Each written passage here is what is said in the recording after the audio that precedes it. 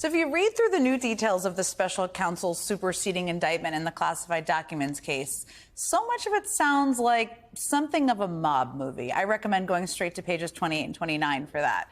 After a grand jury subpoenaed security camera footage from Mar-a-Lago, including from the basement where Donald Trump stashed boxes of highly sensitive government documents, Trump asked to meet with his loyal aide, Walt Nauta. Soon, Nauta was changing his travel plans to head to Mar-a-Lago, where he met with another Trump employee, Carlos de Oliveira. De Oliveira then goes into a closet with a fellow employee who works in IT, where he told him that, quote, the boss wanted the server for the security camera footage deleted. When the other employee responds that he would not know how to do that, totally fair, de Oliveira insisted that, quote, the boss wanted the server deleted and asked, what are we going to do? That sounds very mobby to me. It calls to mind the kind of juicy cover-up details that led to the downfall of another president, Richard Nixon. You might remember that Nixon ultimately resigned after the smoking gun tape was released, where he was heard discussing plans to cover up the break-in at the Watergate Hotel. But at least Nixon had the good sense to try to insulate himself from the burglars who broke into the DNC headquarters. He did not call them directly and ask them for status updates, at least.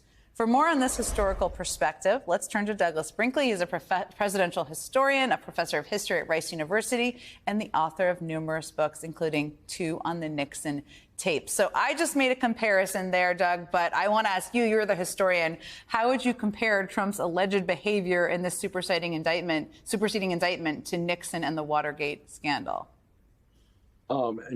Donald Trump defines what being, a bad operator is. Nixon had a patriotic side to him. He served in World War II. He did a lot of good things as president in foreign affairs. Of course, the China trip in 1972, it's something like look at Trump's very George Wallace-like, and Nixon was for affirmative action. Nixon created the EPA. I don't want to rehabilitate Richard Nixon, but Nixon did the right thing. He resigned. He recognized if he stayed and fought impeachment, it would destroy the Republican Party for a generation. It would do damage to the United States. There's no sign that Nixon ever would have gone around willy-nilly showing people, top security clearance documents like Donald Trump did, contingency plans for wars or anything like this. So Nixon's the only person I know that's coming out better because of these recent allegations this week. But remember, it wasn't just Nixon's tapes, it was the erasing of the tapes. Rosemary Woods' secretary erased 18 and a half minutes, and we now saw Donald Trump trying to do away with videotape. Yes, the tapes is the theme. So, okay, if Richard Nixon and Donald Trump, not exact comparison, because all the reasons you just outlined, you have compared Trump or said he fits into the American narrative of some outlaw folk heroes like Al Capone, Don Dillinger, and Billy the Kid. Lay that out for us. Yeah, I mean, Trump's really is a gangster.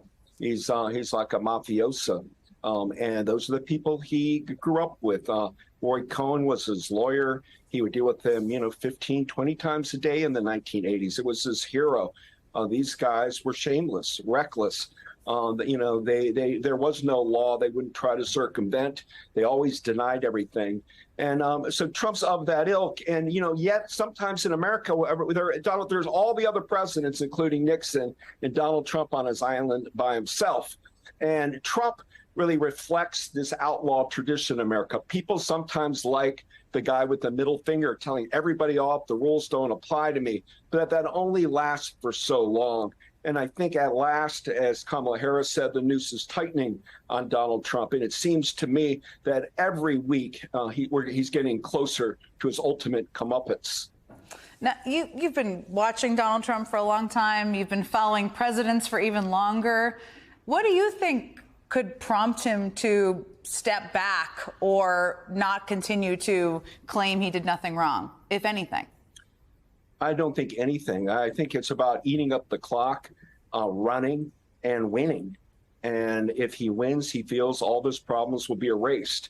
Otherwise, he's going to have to start asking for favors from whoever other Republicans are, Rick DeSantis or somebody. That's not going to happen. So I have a feeling Donald Trump's in this to the bitter end. Even if he's in a jail cell, he will try to keep running because he'll never admit he lost.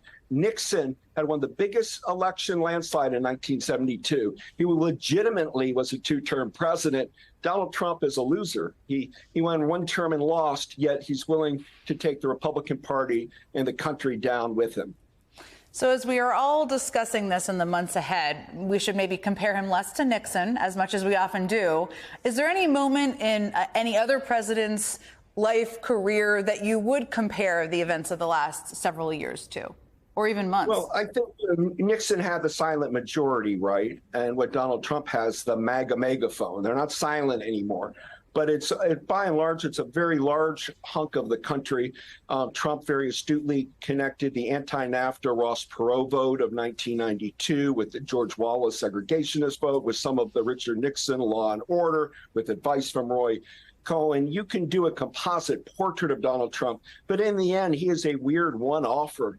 He's somebody whose ego is so large that it's hard to, put it in anything but, terms of a psychiatrist. And you really have to look abroad at dictators to compare Trump to authoritarian figures, perhaps characters like Huey Long in American history, Joe McCarthy. But alas, Huey Long and Joe McCarthy never were in the White House, and Donald Trump was. I want to end on a positive note here, because it is a Friday evening at the end of a long week. We often say that our democracy is under threat and at risk, and it's important to remind people of that. But are there moments in history that we should look to as moments where democracy was challenged in our country and we overcame it? Well, certainly. I mean, I always tell students to remember the point of history is our own times aren't uniquely oppressive. Anybody who studies something like the Civil War, or even though it went on in our country during the Vietnam era, and 58,000 servicemen dead while we were mired in Southeast Asia, we've seen it worse.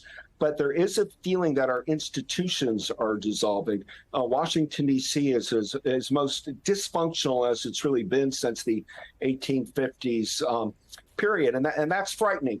But, everybody talks about Trump a lot. He eats up a lot of oxygen, but we may be living in the age of Joe Biden. Imagine if Biden beats Donald Trump as a two-term president, somebody who warded off Trumpism. We'll be looking at Biden's record very different if he indeed is a two-termer.